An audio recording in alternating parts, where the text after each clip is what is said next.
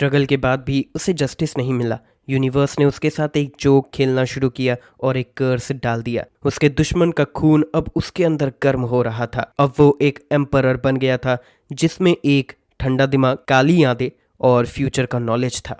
वो हिस्ट्री को दोबारा लिखेगा, इस बार शायद सही तरीके से। अब हम देखते हैं क्या होता है।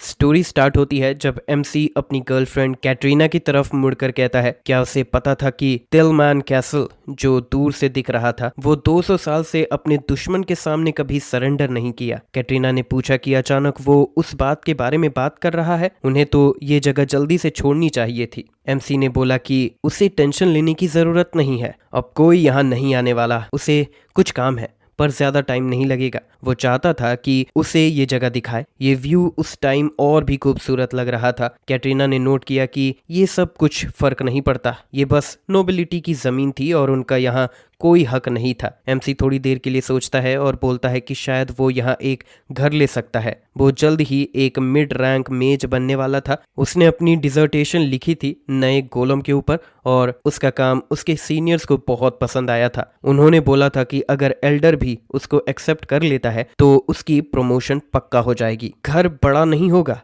लेकिन वो दोनों के लिए जमीन जरूर ले सकेगा। कैटरीना की आंखों में देखते हुए एमसी ने एक सीरियस सवाल किया, क्या वो उससे शादी करेगी? उसने उसके लिए इतनी मुश्किलें झेली थी, आज के बाद वो अपनी पूरी कोशिश करेगा ताकि वो दुनिया के सबसे खुश लड़की बन सके। कैटरीना ने एमसी को साइमन बुलाकर कहा, क्या तुम्हें लगता नहीं कि पहले तुम्हें प्रमोशन मिलनी चाहिए? एमसी थोड़ा सस्पिशियस हो गया और बोला, वो कितनी मीन है। कैटरीना हंसकर बोली कि वो सिर्फ मजाक कर रही थी, वैसे भी उसे कभी ये नहीं लगा था कि ऐसा दिन आएगा उनके बीच। थोड़ी देर बाद एमसी ने सोचा कि शायद वो सच में खुश हो सकते हैं क्योंकि उसने इसके लिए बहुत मेहनत की थी। अथॉरिटीज के दो बूढ़े आदमी जिनके सामने एमसी खड़ा था बोल रहे थे कि वो एक जीनियस है क्योंकि उसने गोलम का यूज करके एक नया तरीका ढूंढ निकाला था। उसके लिखे काम से दुनिया बदल जाएगी। एमसी ने ड्यूक की तरफ देखा और उसके इन्वेस्टमेंट्स का शुक्रिया अदा किया। वो बूढ़े आदमी कुछ बात कर रहे थे जब पहला मुस्टैशियंड आदमी दूसरे से पूछा, इस प्रपोजल के बारे में तुम्हारा क्या सोचना है? दूसरा आदमी बोला, हाँ याद है मुझे। एमसी की शादी के बारे में बात करते हुए पहले ने पूछा, क्या वो श्योर है? वो तो एक गरीब खानदान से है ना। तभी गार्ड्स कैटरीना को लेके आते हैं, बिल्कुल मार खाई हुई और थोड़ी बहुत टॉर्चर्ड। उसकी आंख में दर्द था और वो एमसी का नाम पुकार रही थी। एमसी ने जब देखा कि उन्होंने उसे कैसे ट्रीट किया है तो वो हैरान हो गया। पहले बूढ़े ने बोला कि उसने सुना था कि वो अपने खूबसूरत चेहरे के लिए काफी फेमस थी। दूसरे आदमी ने जवाब दिया, अगर उसकी खानदानी जात न होती तो उसका जीवन कुछ और होता। एमसी ने गुस्सा होकर बोला, इन पास्टर्स ने एक पल में सब कुछ बर्बाद कर दिया जो मैंने अपनी जान की बाजी लगाकर बचाया था। वो एक मैजिक बॉल अपने हाथ में कंसंट्रेट करके अटैक करने के लिए तैयारी करता है पर एक बूढ़ा आदमी याद दिलाता है, तुझे लगता है तू कहाँ है? तू बस एक कचड़ा है। ये सुनकर वो एक हाथ से एमसी को पीछे फेंक देता है। कैटरीना आंसुओं के साथ उसका नाम पुकारती है पर अब कुछ नहीं हो सकता। थोड़ी देर बाद एमसी को जेल में डाल दिया गया। उसको समझ आ गया था कि वो कुछ नहीं कर सकता। कैसे वो जिंदा बचा ये समझना मुश्किल हो रहा था। दो सोल्जर्स उसे देख रहे थे जब वो बस रात के चूहे के साथ बात कर रहे थे। एक सोल्जर ने बोला, वो बिल्कुल पागल हो गया है अपनी प्यार की मौत के बाद। दूसरा सोल्जर बोला, उसने खुदकुशी की थी, कह रही थी कि इज्जत की रक्षा करना चाहती थी। कितना अजीब मौत था। ऐसे खूबसूरत लड़की का मर जाना बहुत अफसोस की बात है। उसने देखा कि आज चूहे कुछ अलग तरीके से रिएक्ट कर रहे थे, कुछ गलत है। उसने एक चूहा स्पेयर से काटा और उसका शरीर मैजिकल लाइट से चमक गया। एमसी ने अपना खून अपनी उंगली से निकाला और एक रिचुअल शुरू किया। उसे समझ आ गया कि अगर थोड़ा और स्ट्रांग होता तो अपनी प्यार को वो नहीं खोता। गार्ड्स ने उसे रोका पर एमसी ने कह दिया कि अब तो वो कुछ भी करेगा। फिर एक बड़ा एक्सप्लोजन हुआ और एक बहुत बड़ा मॉन्स्टर एमसी के पास अपीयर हुआ जो उसने खुद बुलाया था। उसने देखा कि कैटरीना के चेहरे पे वही एक्सप्रेशन था जो उन दोनों बूढ़े आदमियों का था। मॉन्स्टर ने तुरंत गार्ड्स को मार डाला।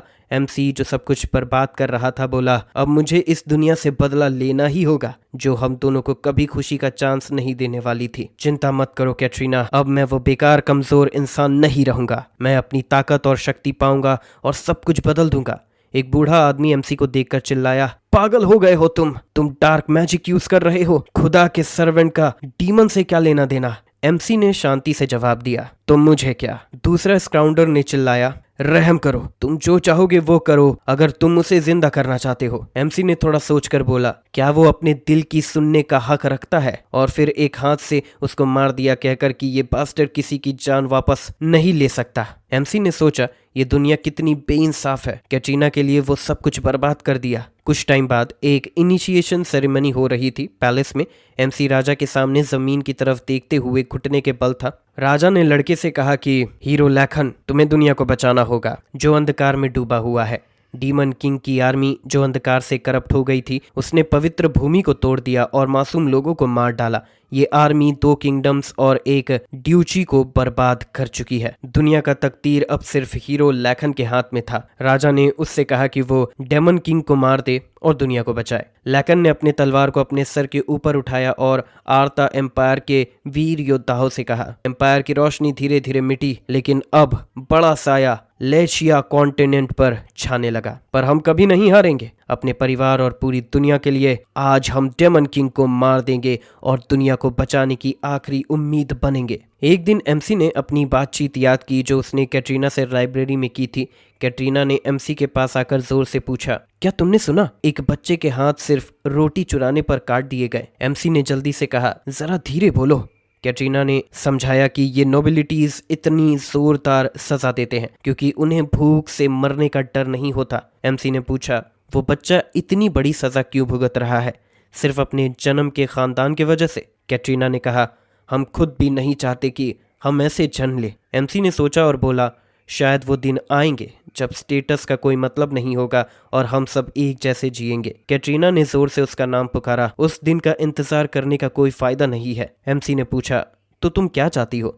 फिर कैटरीना ने कहा, अगर हमें दुनिया को बदलना है तो हमें खुद से सब शुरू करना होगा, वरना हमारे बच्चे वही दर्द भुगतेंगे जो हम भी अभी भुगत रहे हैं। एमसी इतना शौक हो गया कि उसकी किताब जमीन पर गिर गई और वो जोर से बोला, उनके बच्चे? पर हमने शादी नहीं की है। कैटरीना ने मुस्कुराते हुए जवाब दिया, ये सब बात नहीं है, पर क्या तुम मुझसे शादी नहीं करोगे? एमसी ने थोड़ा घबराकर जवाब दिया, हाँ मैं करूंगा, पर अभी थोड़ा रेडी नहीं हूँ। कैटरीना ने फिर से पूछा, तो क्या तुम शादी करोगे या नहीं?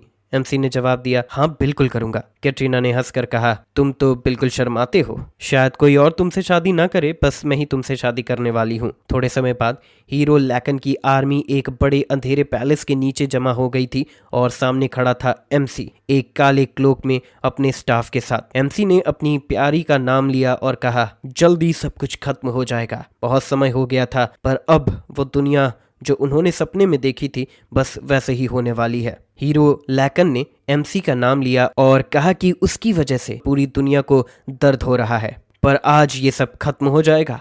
लैकन ने जोर से कहा, खुदा और इंसाफ की कसम, आज उसे अपने बुरे कर्मों का जवाब देना होगा। एमसी ने बस हंसकर कह दिया, वो सच में मुझे खुदा और इंसाफ के नाम पर मुझे जज करने वाला है? क्या वो इतने नाइव है कि सोच रहे हैं कि मैं किसी खुदा और नॉन एग्जिस्टेंट इंसाफ से डरूंगा? लैकन ने गुस्सा होते हुए कहा, तुम्हें डरना चाहिए। मेरे पास अनंत एम्पीरियल आर्मी है, तो तुम्हें जवाब देना होगा। आज डीमन किंग गिरेगा और हम अपनी दुनिया को बचाएंगे। लैकन ने अपनी आर्मी को बुलाया और अटैक कर दिया। एमसी ने सोचा, वो कौन होते हैं मुझे जज करने वाले? जब मैंने कैटरीना को खो दिया तो कोई इंसाफ नहीं हुआ। अब मैं ऐसे बकवास पे यकीन नहीं करता। एमसी ने कहा, आज सच्चा इंसाफ जन्मेगा और उनका झूठा धर्म छुप जाएगा। इंपीरियल आर्मी के सोल्जर्स घबरा गए क्योंकि एमसी ने गोलम को बुला लिया था। एमसी ने कहा, वो बस कचड़ा है, उनके पास सिर्फ स्टेटस है, वो असली ताकत कैसे अपोज कर सकते हैं? सब कुछ खत्म हो गया, मैं उन सबको मार दूंगा। लैकन ने गुस्सा होते हुए कहा, ये माफ नहीं किया जा सकता, और वो अटैक करने लगा। आज मैं तुम्हारे बुरे कामों का अंत करूंगा। एमसी का चेहरा अचानक धुंधला हो गया जब उसने देखा कि लैकन ने एक इलाइट गोलेम को एक ही मार से मार डाला। एमसी ने सोचा, मुझे लगता था मैं लिबिया किंगडम को डिस्ट्रॉय कर सकता हूँ, चाहे कितने भी गोलेम्स भेजो, पर ये लैकन कैसे इतना पावरफुल है? लैकन ने एमसी का नाम लिया और कहा, तेरे दिन अब गिनती हुए हैं, आज डीमन किंग का अंत होगा। एमसी ने लैकन से कहा, तुम्हें पता नहीं ये दुनिया कितनी खत्म हो गई है। अगर मैं ना होता तो मैं ये सब कुछ दोबारा से शुरू करता, पुरानी दुनिया को तोड़ के। तुम्हें मैं कर्ज करता हूँ, तुम्हारा पूरा खानदान सारी जिंदगी दर्द भुगतने वाला है। लेकिन लैकन ने ठंडा होकर अपनी तलवार उठाई और एक ही बार में एमसी का सर काट दिया। एमसी के दिमाग में कुछ यादें आई जिसमें कैटरीना ने उसका नाम लिया था और कहा था, तुम्हारे साथ जीवित और खुश होकर मैं दुनिया की सबसे खुश लड़की हूँ। कैटरीना ने उसे किस किया और कहा, मैं तुमसे प्यार करती हूँ। अचानक एमसी को झटका लगा और वो बोला, क्या ये सपना था? उसका शरीर अभी भी उसके कंधे पर था। कैसे ये मुमकिन है? थोड़ा झटका लगा था पर कोई चोट नहीं थी। क्या हुआ था और वो कहाँ था? उसने कभी ऐसे कमरे को नहीं देखा। शायद वो किसी और देश में हो। अगर ये डार्क मैजिक भी किसी को जिंदा नहीं कर सकता तो वो कैसे जिंदा है? एमसी दीवार को देखते हुए सोचता है, इस बास्टर्ड का पोर्ट्रेट यहाँ क्या कर रहा है? अचानक एक आदमी दरवाजा तोड़ते हुए अंदर आता है और प्रोटैगनिस्ट को बुलाता है। सर। वो बिल्कुल हैरान है। वो फाइनली अपने होश में आ गया है, बहुत खुश है। एमसी 2 हफ्ते से नहीं जाग रहा था। सबने सोचा था कि वो अभी तक मर गया। प्रोटैगनिस्ट ने पूछा, ये आदमी कौन है? आदमी ने जवाब दिया, क्या तुम मुझे पहचानते नहीं? ऐसा लगता है उसकी मेमोरी चली गई। वो कहता है कि ये उसकी अपनी गलती थी कि उसने एमसी पर ध्यान नहीं दिया। वो कहता है, मैं तुम्हें सब कुछ बताऊंगा, शायद जब मैं तुम्हें ये कहानियां सुनाऊंगा तब तुम्हें याद आए। फिर वो जोड़ता है, एमसी जल्द ही एक लॉर्ड बन जाएगा क्योंकि वो लैकन फैमिली का हायर है, पैरोक एम्पायर का, और हीरो ल्यूक टैकन का भी डिसेंडेंट है। एमसी बिस्तर से उठते हुए पूछता है, ये कैसे हो सकता है? उसने सोचा, लैकन तो 500 साल पहले मर गया था, लेकिन ये पता चलता है कि वो वापस उसके डिसेंडेंट के रूप में जन्मा था। मेल बटलर चिल्लाते हुए कहता है, मेरे लॉर्ड अभी मत भागिए। एमसी पूरी ताकत से भागता हुआ निराश और गुस्सा होते हुए कहता है, वो सच में मुझे ये सब मान लेने के लिए कह रहे हैं? इसमें कोई लॉजिक नहीं है। क्या वो मुझे मूर्ख समझते हैं? वो दरवाजा खोल के बालकनी पर भाग जाता है और जोर से कहता है, ये सब बस बेकार है। वो एक ह्यूज कोलोसस देखने लगता है और पूछता है, ये क्या हो सकता है? अगर ये सच में है तो जो कुछ भी वो कह रहे हैं वो सच है। ये बड़ा मॉन्स्टर कितना अजीब है। लगता है ये गोलम मैजिक से काफ़ी एडवांस्ड वेपन है। उसने ऐसे मैजिक का ख्वाबों में सोचा था और आज ये बिल्कुल उसके सामने है। एक आदमी एमसी के पास आता है और उसे एड्रेस करता है। एमसी पूछता है, तुम्हारा नाम क्या है? आदमी ने जवाब दिया, मैं गॉड का हम्बल सर्वेंट हूँ। एमसी ने उससे पूछा, तुम किस चीज़ को देख रहे हो? गॉन्से ने जवाब दिया, ये एक जायंट है, एक बाइपेडाल वेपन। प्रोटैगनिस्ट ने पूछा, ये गोलम मैजिक के बेस पर बनाया गया है? गॉन्से ने कहा, तुम बिल्कुल सही हो, लेकिन ये जायंट साइंटिफिक टेक्नोलॉजी और मैजिक का कॉम्बिनेशन है। नए डिस्कवरीज की वजह से गोलेम जो कि दूर से कंट्रोल होते हैं, उनके मुकाबले जायंट्स को एक पायलट कंट्रोल करता है जो अंदर होता है। एमसी ने फिर से पूछा, क्या सच में कोई आदमी अंदर है? गॉन्से ने कहा, हाँ, सब कुछ इस तरह से अरेंज किया गया है। एमसी ने सोचा, इसको कंट्रोल करने के लिए काफ़ी एडवांस टेक्नोलॉजी चाहिए। अगर गॉन्से सच कह रहा है तो ये एक कमाल का वेपन है। बैटल में कोई थ्रेट नहीं होगा और रिएक्शन स्पीड गोलम से भी ज़्यादा तेज़ होगा। ये वेपन्स उन सभी प्रॉब्लम्स को सॉल्व करेगा जो मैंने गोलम्स के साथ फेस की थी। लेकिन अगर ये सब सच है तो 500 साल तो वैसे भी गुजर चुके हैं। उसने सोचा, और क्यों वो मुझे अपने दुश्मन का डिसेंडेंट बना दिए हैं? एमसी पैलेस के दूसरे कमरे में भागकर चला जाता है। टेबल पर चढ़कर बॉटल से सीधा शराब पीने लगता है। गॉन्से उसे रोकने की कोशिश करता है, ये मत करिए, ये आपको नहीं करना चाहिए। एमसी ने जवाब दिया, मैं लैकन का डिसेंडेंट हूँ तो क्या फ़र्क पड़ता है, मेरे पास हेल्थ काफ़ी है। लेकिन जैसे ही वो बोलता है अचानक उसे बेचैनी होती है और वो गिर पड़ता है। गॉन्से कहता है, मैंने आपको वॉर्न करने की कोशिश की थी, आपको कर्ज का ध्यान रखना था। एमसी चिल्लाता है, कौन सा कर्ज? गॉन्से सोचता है, ये तो एक्सपेक्ट किया था, लेकिन क्या उसे कुछ याद नहीं आया? प्रोटैगनिस्ट जल्दी से पूछता है, ये किस कर्ज के बारे में बात कर रहे हो? गॉन्से सोचता है कि कहाँ से शुरू करे और फिर बोलता है, आपके प्रीडिसेसर्स ने एक आर्मी इकट्ठा की थी जो सब कुछ बर्बाद करना चाहती थी। एक भयंकर बैटल के बाद उसने दुनिया में शांति स्थापित की थी और लॉर्ड लैकन को दुनिया को बचाने के लिए प्रेस किया गया था, लेकिन वो अचानक डीमन किंग की कर्स की वजह से मर गए। एमसी सोचता है, तो क्या ये कर्स सच में उसका काम था? फिर उसे याद आता है कि उसने हीरो लैकन और उसके पूरे खानदान को कर्स दिया था, पर वो बस नर्वसनेस में ये सब कह गया था। उसने उस बैटल का स्टोरी एक बुक में पढ़ी थी और कहा, राइटर्स ने जो चाहा उसी तरह से सब कुछ ट्विस्ट कर दिया था, मैंने कोई स्पेल्स नहीं किए थे। क्या वो सच में मानते हैं कि एक कर्स इतने साल तक चल सकती है? ठीक है, ये मेरी गलती थी कि मैं हार गया, पर मुझे अपने स्वर्ण एनिमी के डिसेंडेंट के रूप में दोबारा जन्म क्यों दिया गया? लगता है मुझे ही कर्स मिल गया है। लेकिन एमसी सोचता है, ये मेरी दूसरी चांस है, मैं कभी अपना गोल नहीं अचीव कर सका। अगर ऐसा है तो मुझे कैटरीना के सामने शर्मिंदा होना पड़ेगा। ये गंदा वर्ल्ड 500 साल तक जिंदा रहा है तो सोच रहा हूँ कि ये और कितना खतरनाक हो गया होगा। चाहे कितने टाइम गुजरे, मैं जानता हूँ कि मेरे फॉलोअर्स अभी भी हैं। मुझे आज के ज़माने के बारे में और जानना होगा। अगर मैं अपने फॉलोअर्स से मिल पाया तो मैं इस दुनिया को इस बार बदल दूंगा। कुछ वक्त बाद MC महल में शराब पी के गुस्सा हो रहा था। कैसे लोग डीमन किंग को भूल गए हैं। 500 साल गुजर गए हैं, ये सब बहुत ज्यादा है। उसकी कोई भी जानकारी नहीं मिली और सबसे बड़ी बात, इस जिस्म में कोई माना इंड्योरेंस भी नहीं है।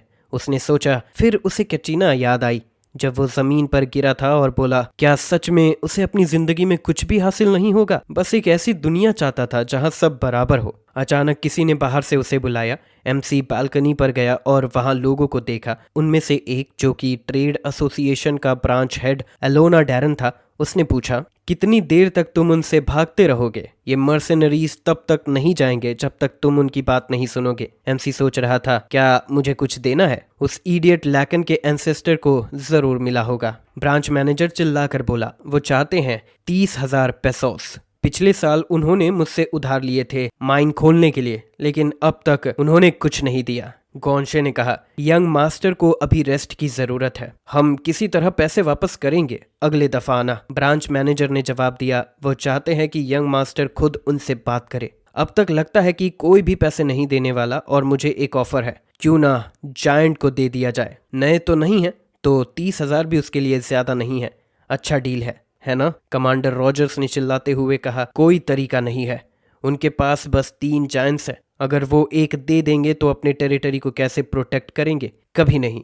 वो जायंट तभी देंगे जब वो मर जाएंगे। गॉन्से ने कहा, थोड़ा शांत हो जाओ, ऐसे कुछ नहीं होगा। अकाउंटेंट डिक्सन ने सजेस्ट किया, हम कुछ वक्त के लिए टैक्सेस बढ़ा सकते हैं। गॉन्से ने कहा, समझते नहीं हो ये लोग क्या सोच रहे हैं? तुम ये नहीं कर सकते। डिक्सन ने जवाब दिया, अगर कुछ करना है तो जायंट दे देना होगा। लेकिन रॉजर्स ने इस आइडिया से पूरी तरह से इनकार कर दिया। MC हंसकर बोला, ये तो काफी मजेदार है। अगर लैकन ये देखते तो शॉक हो जाते। ब्रांच मैनेजर ने अचानक सबको शांत करते हुए कहा, वो जायंट और मैंशन दोनों लेना चाहते हैं, लेकिन हम नहीं चाहते कि सबको ऐसा लगे कि हम विलन्स हैं। तो जायंट को देखकर बोला, ये कैसा रहेगा? रॉजर ने गुस्सा होते हुए कहा, मैंने कई बार कहा है कि ये मुमकिन नहीं है। लेकिन ब्रांच मैनेजर ने उसे बीच में ही रोक दिया और बोला, आप सब मुझे गलत समझ रहे हैं। मैं गलत नहीं, मैजिक टावर की बात कर रहा हूँ जो जायंट के पीछे खड़ा है। रॉजर्स और गॉन्से सोचने लगे और बोला, टावर अब बेकार है तो जायंट देना बेटर है। डिक्सन ने कहा,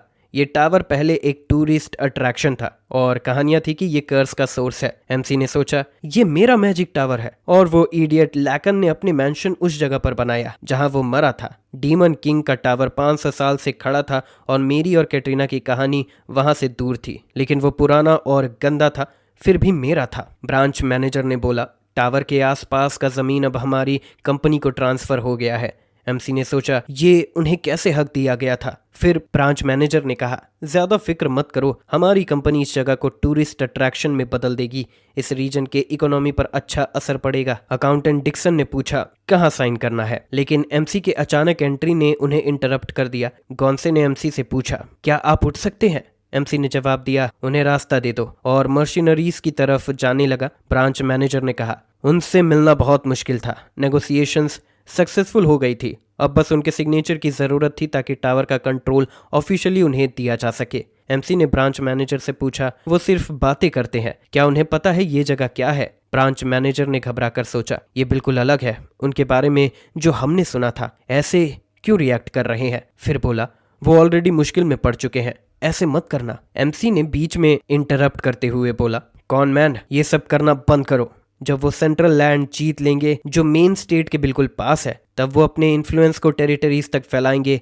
और सबको टूरिज्म के नाम पे यहाँ लाएंगे, है ना? कॉन मैन ने अपनी बात बनाने की कोशिश की, लेकिन MC ने कहा, तुम लोग तो इतने बेकार हो कि तुम्हारे पास वेपन बेचने का भी कोई तरीका नहीं, और अब तुम टेरिटरी सीज करने वाले हो। मैं ऐसे लोगों को नफरत करता हूँ जो अंदर से सड़े हुए होते हैं। कॉन मैन ने गुस्सा होते हुए बोला, लैकन स्टेट डेप्ट रीपे नहीं कर पाई और हमने कॉम्प्रोमाइज ढूंढने की कोशिश की, तो हमारी कंपनी को पैसे मिलने चाहिए। MC ने पूछा, किसने कहा था कि हम पैसे नहीं देंगे? हम 10 दिन में सब कुछ दे देंगे, अब यहाँ से निकल जाओ।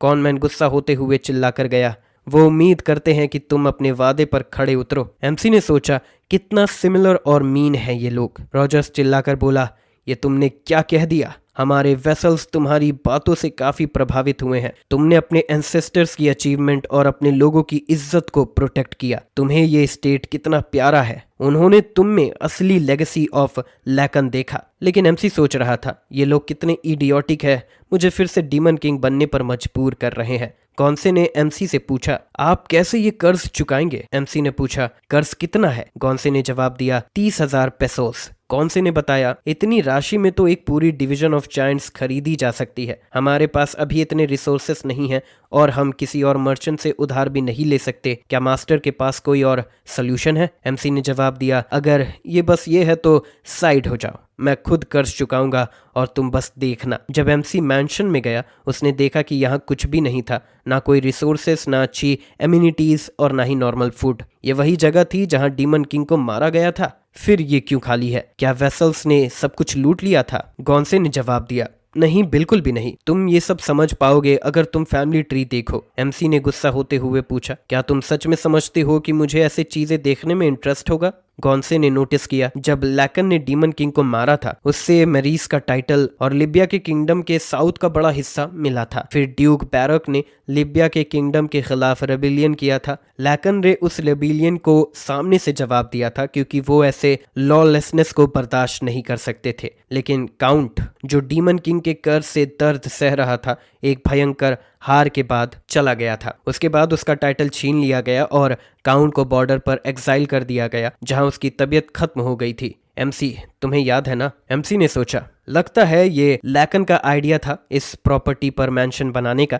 उसने कहा, लेकिन फाइनेंशियल सिचुएशन इतनी खतरनाक थी कि वो सोच भी नहीं सकते कि मैंशन 500 साल तक कैसे चल गया। ये सब ऐसे क्यों हुआ? गॉन्से थोड़ा नर्वस होकर बोला, उनके एंसेस्टर ने सोचा था कि अपनी इज्जत वापस पाएंगे और इसके लिए वो अपनी सारे पैसे और ताकत दे देंगे। वो अपनी रेपुटेशन वापस चाहते थे। लेकिन डीमन किंग की कर्ज के कारण चाहे जितनी भी कोशिश की हो, सब बेकार गया। इस वजह से वो मैंशन जो एक हीरो ने दुनिया को बचाया था, अब खत्म हो गया। गॉन्शे ने याद दिलाया कि एमसी अपनी रेपुटेशन को बनाने के लिए बेइंतहा मेहनत कर रहा था, लेकिन थोड़ा ज्यादा हो गया था। एमसी ने अपनी कुर्सी से उठते हुए कहा, अब की हालत में कुछ नहीं हो सकता। गॉन्शे ने कहा, मैं एक बटलर हूँ और मैं कुछ नहीं कर सकता। मैं बहुत शर्मिंदा हूँ, लेकिन मुझे पूरी उम्मीद है कि कोई ना कोई रास्ता होगा। अगर मुझे अपनी जान भी देनी पड़े तो मैं वो भी करने को तैयार हूँ। एमसी ने जवाब दिया, ये जरूरी नहीं है, मैं कुछ सोच चुका हूँ। फिर एमसी ने पूछा, हमें बस पैसे वापस करने का तरीका चाहिए। कुछ समय बाद स्क्वायर में हर कोई हैरान था। गॉन्शे ने बोला, यंग मास्टर ने कहा था कि हमें पैसे वापस करने हैं, लेकिन उन्होंने हीरो लैकन की स्टैचू को तोड़ के बेच दिया। हीरो लैकन की स्टैचू कल यहाँ थी, अब कहाँ गई? लेकिन अब ये ज्यादा जरूरी नहीं है, हमें यंग मास्टर को ढूंढना होगा। अचानक एक वॉरियर ने गॉन्शे से कहा, एक रात की कमी थी, लगता है गार्ड्स बिल्कुल लेट हो गए थे सबसे सही वक्त पर। गॉन्शे जमीन पर गिर गया और चिल्लाकर बोला, यंग मास्टर ये क्या कर रहे हैं? कुछ वक्त बाद एमसी एक कैरेज में बैठा था। ड्राइवर ने उसे बुलाया और कहा, क्या ये ज्यादा रूड नहीं होगा? क्या मैं एक सवाल पूछ सकता हूँ? एमसी ने उसे जवाब दिया, ठीक है, लेकिन पहले ये बताओ तुम कौन हो? ड्राइवर ने कहा, मैं फिलिप हूँ, जो आपका नाइट था। उसने पूछा, क्या आप सच में स्टैचू बेचने जा रहे हो? एमसी ने जवाब दिया, हाँ, और सोचा कि इससे पिघलाकर अच्छा पैसा मिल सकता है। फिलिप ने कहा, यह थोड़ा इम्पल्डेंट लग सकता है, लेकिन इस स्टैचू की काफी पुरानी हिस्ट्री है। एमसी ने कहा, क्या इस हिस्ट्री से तुम्हें खाना मिल जाएगा? फिलिप ने कहा, तुम सिर्फ स्टैचू के पैसे से तो कुछ नहीं कर पाओगे। एमसी ने उसे पूरी तसल्ली दी और बोला, ये सिर्फ मेरे प्लान का एक छोटा सा हिस्सा है। फिलिप ने खुशी से कहा, यह तो अच्छा है, लगता है तुम्हारे पास सच में कोई प्लान है। फिर उसने पूछा, तो आपका प्लान क्या है? एमसी ने जवाब दिया, मैं जो पैसे स्टैचू बेच के कमाऊंगा उन्हें गैम्बलिंग में लगाऊंगा और 30,000 पेसोस जीत कर कर्ज चुकाऊंगा। फिलिप ने कैरेज रोक दिया और हैरान होते हुए बोला, ये तो सच में गैम्बलिंग है, अगर आप सब पैसे हार गए तो? एमसी ने जवाब दिया, तो तुम मेरे साथ क्यों आए हो अगर तुम्हें ये सब समझ नहीं आता? तुम्हें पता था कि मेरा प्लान ये था। फिलिप ने जोरदार आवाज में बोला, अगर मुझे पता होता तो मैं कभी नहीं आता। क्यों ना वापस चले, हम अपनी गलती मान के नया प्लान बना लेंगे।